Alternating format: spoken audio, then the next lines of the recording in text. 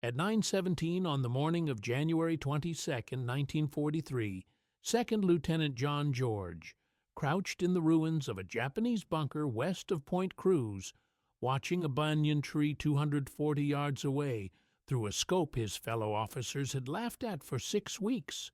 27 years old, Illinois state shooting champion, 0 confirmed kills. The Japanese had 11 snipers operating in the Point Cruz groves, and in the past 72 hours they had killed 14 men from the 132nd Infantry Regiment. George's commanding officer had called his rifle a toy. The other platoon leaders called it his mail-order sweetheart. When he had unpacked the Winchester Model 70 with its Lyman Alaskan scope and Griffin and Howe mount at Camp Forest in Tennessee, the armorer wanted to know if this was meant for deer or Germans. George explained it was for the Japanese. They shipped out before the rifle arrived.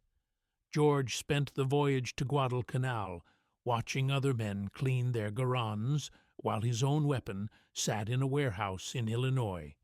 He requested it be forwarded through military mail. 6 weeks later, in late December of 1942, a supply sergeant handed him a wooden crate marked "Fragile." Inside was the rifle he had saved 2 years of National Guard pay to buy. The rifle weighed 9 pounds. The scope added another 12 ounces. The Garand issued to every other man in his battalion weighed 9.5 pounds, with no magnification. George's rifle was bolt action, 5 rounds. The Garand was semi-automatic, 8 rounds. Captain Morris ordered him to leave the sporting rifle in his tent and carry a real weapon. George carried it anyway. The 102nd Infantry had relieved the Marines on Guadalcanal in late December of 1942. The Marines had been fighting since August. They had taken Henderson Field, they had held it, but they had not taken Mount Austin, and they had not cleared the Japanese from the coastal groves west of the Matanikau River. Mount Austin stood 1,114 feet tall. The Japanese called it the Gifu. 500 men, 47 bunkers. George's battalion attacked on December 17th. They fought for 16 days. They lost 34 men killed and 279 wounded before they finally took the western slope on January 2nd. By then, George had fired his Winchester exactly 0 times in combat.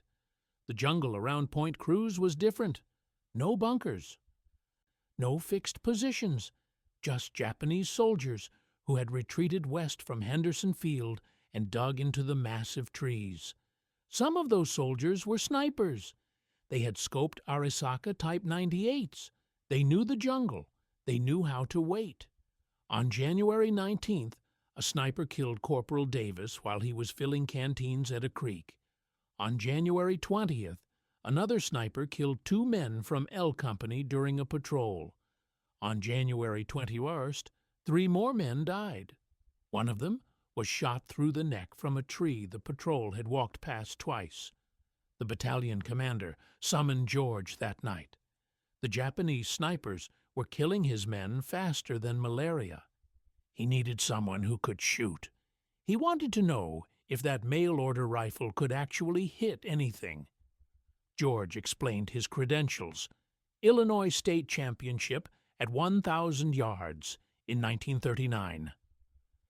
23 years old at the time, youngest winner in the state's history. 6-inch groups at 600 yards with iron sights, with the Lyman Alaskan, 5 rounds inside 4 inches at 300 yards. The commander gave him until morning to prove it. If you want to see how George's civilian rifle performed against Japanese snipers trained for jungle warfare, please hit that like button. It helps us share more forgotten stories like this. And please subscribe if you haven't already. Back to George. George spent the night checking his rifle. The Winchester had been packed in cosmoline for the ocean voyage. He cleaned it again. He checked the scope mounts. He loaded 5 rounds of .30-06 hunting ammunition he had packed in Tennessee. Military ball ammo, the same cartridge the Garand fired. At dawn on January 22nd, George moved into position in the ruins of a Japanese bunker his battalion had captured 3 days earlier. The bunker overlooked the coconut groves west of Point Cruz. Intelligence said the Japanese snipers operated from the large trees in that area. Banyan trees. Some of them reached 90 feet tall with trunks 8 feet thick. A sniper could climb one of those trees before dawn and sit there all day without being seen. George had brought no spotter, no radio man, just his rifle and a canteen and 60 rounds of ammunition in stripper clips. He settled into the bunker and began to watch the trees through his scope. The Lyman Alaskan had 2.5 power magnification, not much, but enough to see movement in the branches that the naked eye would miss. The jungle was never silent. Birds, insects, the distant sound of artillery. George had learned to filter out the noise and focus on movement. He glassed the trees slowly, left to right, top to bottom.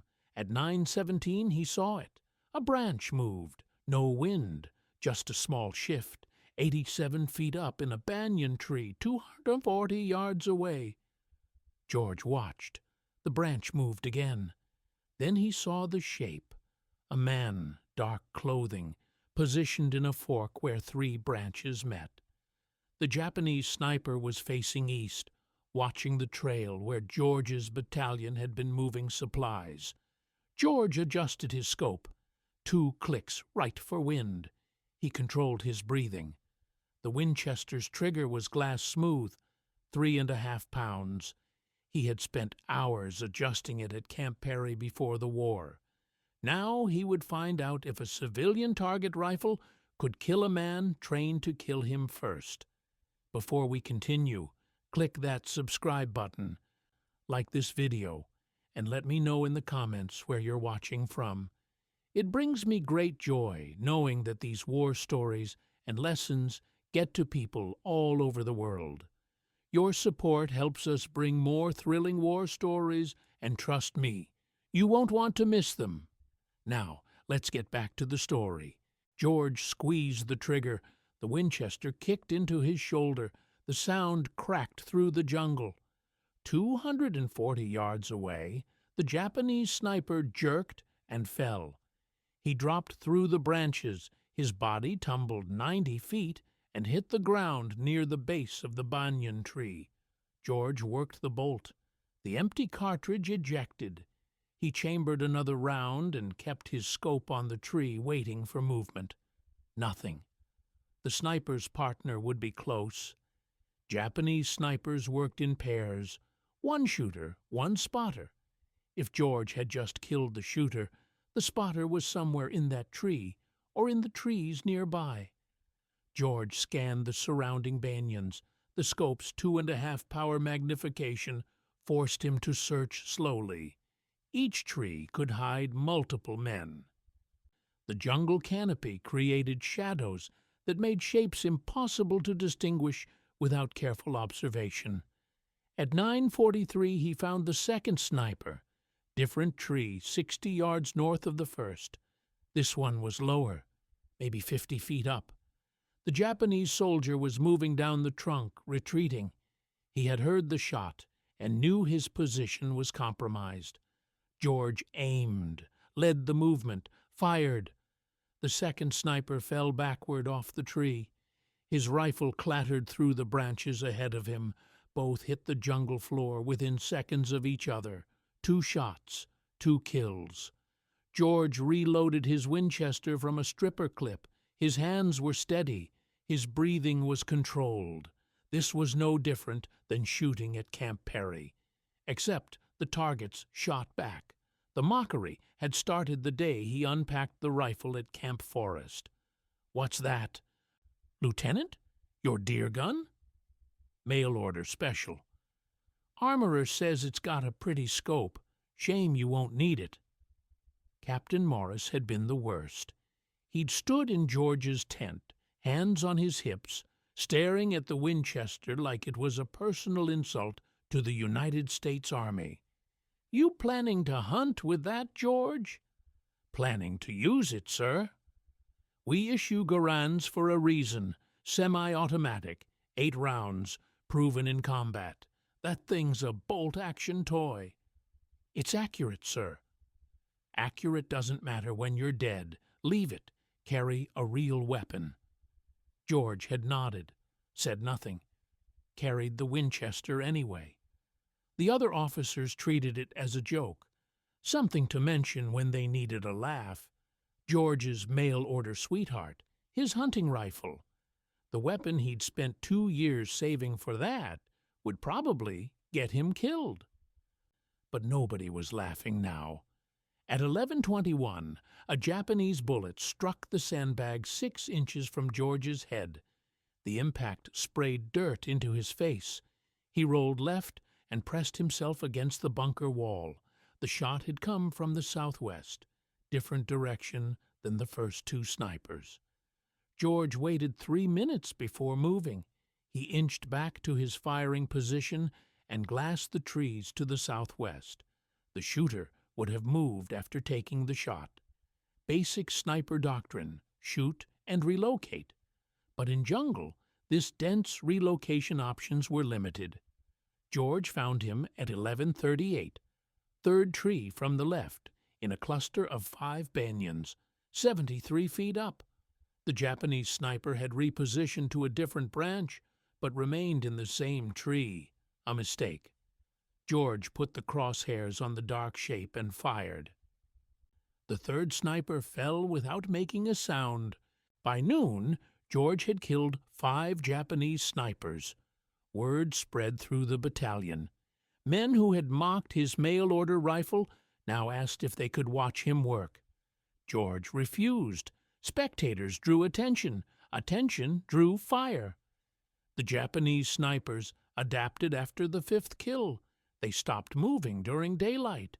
George spent the afternoon glassing trees and seeing nothing. At 1600 hours, he returned to battalion headquarters. Captain Morris was waiting. The mockery was gone from his voice.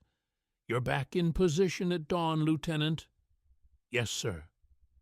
January 23rd began with rain. Heavy, tropical rain that turned the jungle floor into mud and made the trees invisible beyond 100 yards. George sat in the bunker and waited for the weather to clear. The rain stopped at about 8:15. By 8:45, enough visibility had returned for work. George spotted the first sniper of the day at 9:12. The Japanese soldier had climbed into position during the rain. Smart. The sound of rain masked movement. This sniper had chosen a tree 290 yards out, longer range than yesterday. Also smart. They were learning his capabilities. George compensated for distance and fired. The sniper fell. The 6th kill brought a response George had not anticipated. At 9:57, Japanese mortars began hitting the area around his bunker. They had triangulated his position based on muzzle flash or sound. The first rounds landed 40 yards short. The second salvo landed 20 yards short. The third salvo would hit the bunker. George grabbed his rifle and ran. He sprinted north along the tree line and dove into a shell crater as the third salvo hit. The bunker he had occupied moments before disappeared in explosions and flying debris. He relocated to a different position, a fallen tree 120 yards north of the destroyed bunker. The tree provided cover and a clear view of the groves. George settled in and resumed his watch. The Japanese sent more snipers that afternoon. They knew George was hunting them. They were now hunting him back. The dynamic had changed. This was no longer target shooting. This was a duel. At 14:23, George killed his 7th sniper. At 15:41, he killed his 8th. This one had climbed high, 94 feet up a banyan tree. good concealment, but the height created a silhouette against the sky when the sun angle changed. At 1700 hours, Captain Morris sent a runner to bring George back. George had been in position for 9 hours. Morris wanted numbers. George reported 8 confirmed kills over 2 days, 12 rounds fired, 8 kills, 4 misses. Morris assigned George to continue sniper operations starting at dawn on January 24th. That night, George cleaned his Winchester and considered the mathematics. 11 Japanese snipers operating in the Point Cruz groves, 8 now dead, 3 remaining. Those 3 would be the best, the ones who had survived the longest. And now they knew exactly what George looked like and exactly what rifle he carried. George loaded his Winchester with 5 fresh rounds and tried to sleep. At 0300 he gave up and sat in his tent with the rifle across his lap. The rain started again at 04:15. By 04:30 it was heavy enough that dawn operations would be delayed. George used the time to move to a new position, not the bunker, not the fallen tree, somewhere the Japanese would not expect. He chose a cluster of large rocks the Marines had used as a machine gun nest back in December. The position offered good cover and overlapping fields of fire into the groves. He settled in and waited for the rain to stop. If you enjoy dramatic, jaw-dropping stories, subscribe to World War II Archives Declassified. Let's grow this channel to 1,000 subscribers. At 0743, the rain slowed to a drizzle. Visibility improved. George began glassing trees. At 08:17 on January 24th, he found sniper number 9. The Japanese soldier was positioned in a palm tree 190 yards out. Low, only 40 feet up. Unusual. Most snipers climbed high for better sight lines. This one had chosen concealment over elevation. The palm fronds created a natural hide that would be invisible from ground level. But George was not at ground level. He was elevated on the rocks. The angle gave him a view down into the fronds. He could see the dark shape of the sniper's shoulders and head. George aimed, controlled his breathing, began to squeeze the trigger. Then he stopped. Something was wrong. The position was too obvious, too easy. George had been hunting snipers for 3 days. He had killed 8 men. The remaining 3 would not make elementary mistakes. They would not position themselves where an elevated shooter could spot them, unless it was bait. George lowered his rifle and scanned the surrounding trees. If the sniper in the palm was bait, the real shooter would be positioned to cover him, watching for anyone who took the shot, waiting for muzzle flash, ready to return fire. George glassed the trees methodically, left to right, top to bottom. He checked every tree within 300 yards of the palm. It took 11 minutes. At 08:28 he found the real threat. A banyan tree 80 yards northwest of the palm. 91 feet up, the Japanese sniper was positioned in a perfect hide. Branches and vines concealed him from 3 sides. He had a clear line of sight to George's previous position at the fallen tree. He was waiting for George to appear there, or to take a shot at the bait in the palm tree. George had 2 problems. First, the real sniper was watching the wrong location. If George fired at him, the sound would reveal George's actual position. The sniper would relocate before George could work the bolt and chamber another round. Second, if George did nothing, the sniper would eventually realize George was not at the fallen tree and begin searching for him. George decided to use the bait against them. He aimed at the decoy sniper in the palm tree, adjusted for wind, fired. The decoy sniper jerked and fell from the palm. George immediately swung his rifle toward the banyan tree, 91 feet up. The real sniper would react to the shot. He would turn toward the sound. That turn would create movement. George saw it, a slight shift. The sniper was repositioning to face George's location. George put the crosshairs on the dark shape and fired before the sniper could fully turn. The real sniper fell. His rifle tumbled after him. 2 shots, 2 kills. But George had revealed his position to anyone else watching. He grabbed his rifle and ammunition and ran. He moved east along the rock line and dropped into a drainage ditch 40 yards away. He pressed himself into the mud and waited.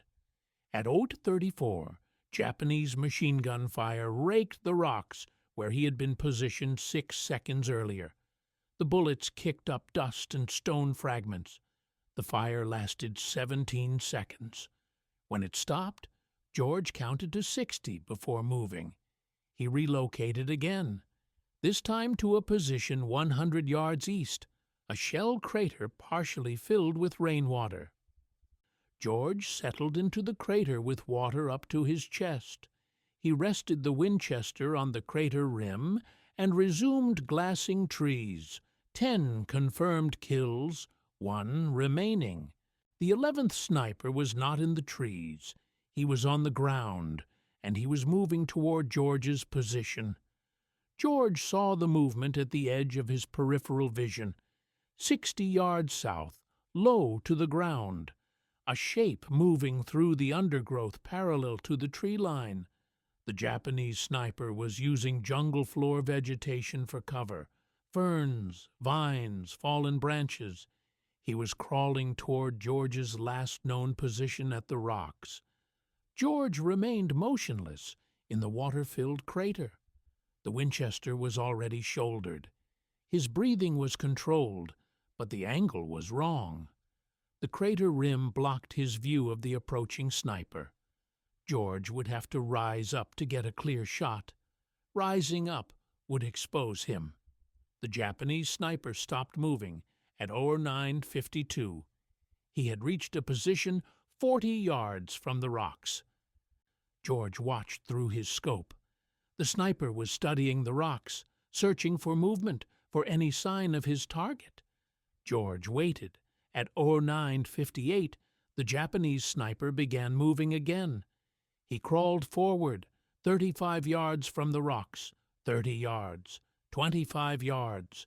At 10:03, the sniper reached the rocks. He moved into the machine gun nest and took up a position facing east, toward the drainage ditch, toward the area where George should have relocated. The sniper was now 38 yards from George's actual position in the water-filled crater, but he was facing the wrong direction. His back was exposed. George had a clear shot. Center mass, 38 yards. An easy shot even without a scope. But this sniper had survived 10 days of American operations in the Point Cruz groves. He had outlived 10 other snipers. Men who had been killed because they made mistakes. This man would not make mistakes. George kept his scope on the sniper in the rocks, but expanded his awareness to the surrounding area. If this was bait, the real threat would be positioned to cover it. At 10:06, George found it. A second Japanese soldier 70 yards northwest of the rocks, behind a fallen tree trunk. This soldier was not moving, not repositioning, just watching, waiting. His rifle was aimed toward the drainage ditch where George should have been hiding. 2 men, not 1. George made his decision. He could not shoot both men before they reacted. The bolt-action Winchester required him to work the action between shots. That gave them time to locate him and return fire. He needed a different approach. George slowly lowered himself deeper into the water. He submerged until only his eyes and the top of his head remained above the surface.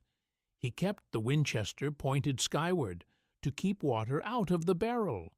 Then he waited. At 10:13, the Japanese soldier in the rock stood up. He had spent 10 minutes watching the drainage ditch and seen nothing. He believed George had moved farther east. He turned and signaled to his partner behind the fallen tree. Both men began moving east, parallel to each other, 70 yards apart. They were executing a sweep, planning to flush George out or find his position. George remained in the water, motionless. The two Japanese soldiers moved past his crater. They were now between George and the tree line. Their backs were exposed. George rose from the water. Slowly, silently, he brought the Winchester to his shoulder. Water dripped from the barrel, from his uniform, from his face. He aimed at the closer soldier, the one who had been in the rocks, now 42 yards away. George fired. The soldier dropped. George worked the bolt, chambered another round, swung the rifle toward the second soldier behind the fallen tree. The man was turning, raising his rifle. George fired first. The second soldier fell. 11 shots fired over 4 days, 11 Japanese snipers dead. George had cleared the Point Cruz groves of the threat that had killed 14 Americans in 72 hours. The battalion commander summoned George that afternoon. Captain Morris was there. So was Colonel Ferry, the regimental commander. Ferry had one question. Could George train other men to do what he had done? George said he could try, but it would require time and rifles with optics and men who could already shoot.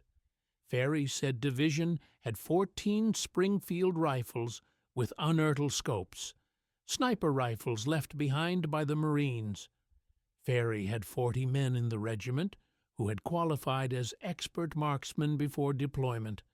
Ferry wanted George to create a sniper section, train the men, develop tactics, clear any remaining Japanese snipers from American operational areas. George accepted, but he had one condition. He wanted to keep his Winchester. Ferry approved the request. Training began on January 27th. George had 40 men assembled at a makeshift range 2 miles east of Henderson Field. The men were expert marksmen on paper. They had qualified with iron sights at ranges up to 500 yards, but none of them had combat experience as snipers. None of them had killed a man from concealment. George started with fundamentals, breathing control, trigger squeeze, reading wind. By January 30th, 32 of the 40 men could consistently hit man-sized targets at 300 yards under field conditions. George divided them into 16 two-man teams, shooter and spotter. On February 1st, George took 4 teams into the field. Their mission was to clear Japanese positions west of the Matanikau River. Over the next 8 days, the sniper section killed 74 Japanese soldiers. The number was conservative. Only confirmed kills where the body could be observed. 0 American casualties during sniper operations. On February 7th, George was operating near the Tinamba River when a Japanese rifleman shot him. The bullet struck George in the left shoulder. The impact spun him around and knocked him down. His spotter dragged George to cover and called for a corpsman. The wound was serious, but not fatal. The bullet had passed through muscle without hitting bone or major blood vessels. George was evacuated to a field hospital near Henderson Field. Doctors told him he would recover but needed rest. No combat operations for at least 3 weeks. George spent 2 weeks at the field hospital. During that time, the Japanese completed their evacuation of Guadalcanal. On February 9th, American forces reached Cape Esperance and found it empty. The campaign was over. While George recovered, orders came down from Pacific Command. The Army needed experienced combat officers for a new mission. Something in Burma, something classified, George volunteered. By March, he was on a transport ship heading west across the Pacific. His Winchester Model 70 was packed in a waterproof case in the cargo hold. The mission involved jungle warfare, long-range patrols, operations behind Japanese lines, the kind of mission where a man with a rifle that could hit targets at 600 yards might prove useful. The transport reached India on April 3rd. George and 200 other officers were briefed on their assignment. They would join a new unit, 3,000 men total. The unit had no official designation yet. The men called themselves Merrill's Marauders. The Burma campaign taught George something Guadalcanal had not. The Winchester Model 70 was an excellent rifle, perhaps the best bolt-action sporting rifle ever made. But modern warfare was changing. Semi-automatic rifles like the Garand were becoming standard. The jungle fighting in Burma happened at close range, ambushes at 50 yards, firefights in vegetation so dense you could barely see 30 feet. George used his Winchester 7 times in 3 months of operations with Merrill's Marauders. 7 shots, 7 kills. But the Marauders didn't need precision marksmen. They needed firepower and mobility. By June of 1944, George was evacuated from Burma with the rest of the Marauders. The unit was disbanded. George was reassigned to training duties in the United States. He never fired his Winchester in combat again. George returned to the United States in July of 1944. The Army promoted him to captain and assigned him to Fort Benning, Georgia. His job was training infantry officers in marksmanship and small unit tactics. He taught the lessons he had learned on Guadalcanal and in Burma: how to move through jungle terrain, how to identify and engage targets at distance, how to operate independently without supply lines. He kept his Winchester Model 70. The rifle had traveled from Illinois to Tennessee to Guadalcanal, to India, to Burma, to Georgia. It had killed at least 18 enemy soldiers in confirmed engagements, probably more. George had stopped counting after Burma. The rifle sat in a footlocker in his quarters at Fort Benning. George rarely looked at it. George was discharged from the Army in January of 1947. Lieutenant Colonel. 2 Bronze Stars, 1 Purple Heart, Combat Infantry Badge. He returned to Illinois and enrolled at Princeton University on the GI Bill. He studied politics, graduated with highest honors in 1950. After Princeton, George spent 4 years at Oxford, then 4 years in British East Africa, studying regional politics and institutions. He eventually settled in Washington, D.C., as executive director of the Institute of African American Relations. Later, he joined the State Department's Foreign Affairs Institute as a consultant and lecturer on African affairs. George never spoke publicly about Guadalcanal or Burma during those years. He had colleagues who knew he had served in the Pacific, but they did not know about Point Cruz. They did not know about the Japanese snipers. They did not know about the Winchester Model 70 that sat in a case in his home. In 1947, George decided to write down what had happened, not for publication, just for his own record. He wanted to document the weapons and tactics of jungle warfare while the details were still fresh. He wrote for 6 months. The manuscript grew to over 400 pages. A friend at the National Rifle Association read the manuscript and suggested publication. George was reluctant.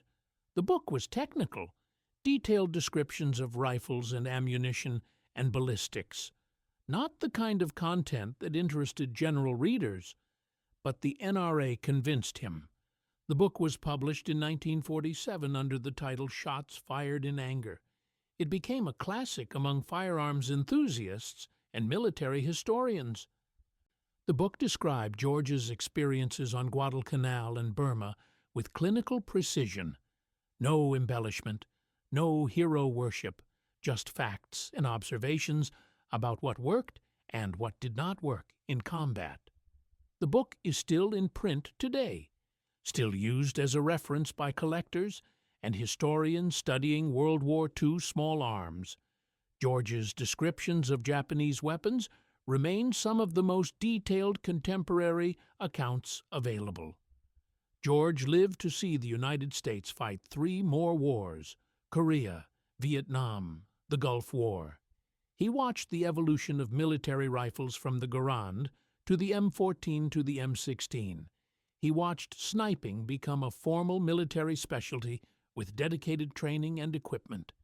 He watched the lessons of World War II being relearned and refined by new generations of soldiers. John George died on January 3, 2009. He was 90 years old. The Winchester Model 70 that had killed Japanese snipers on Guadalcanal was donated to the National Firearms Museum in Fairfax, Virginia. It sits in a display case with a placard describing its history. Most visitors walk past without stopping. It looks like any other vintage hunting rifle, but it is not. It is the rifle that proved a state champion marksman with a mail-order scope could outshoot professionally trained military snipers. The rifle that cleared the Point Cruz groves in 4 days when an entire battalion could not do it in 2 weeks.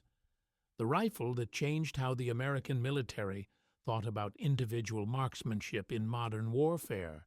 If this story moved you the way it moved us, do me a favor, hit that like button. Every single like tells YouTube to show this story to more people. Hit subscribe and turn on notifications. We're rescuing forgotten stories from dusty archives every single day. Stories about riflemen who proved themselves with skill and courage. Real people, real heroism. Drop a comment right now and tell us where you're watching from. Are you watching from the United States, United Kingdom, Canada, Australia? Our community stretches across the entire world.